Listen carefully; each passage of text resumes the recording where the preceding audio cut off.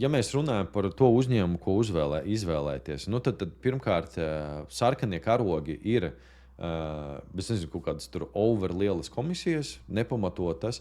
Ja uzņēmums taisa maz naudu un apgroza maz naudu vai nevar parādīt kaut kādu statistiku vai ciparus, nu, tas man radītu kaut kādas šaubas, lai gan varbūt tur kaut kādi komerces noslēpumi.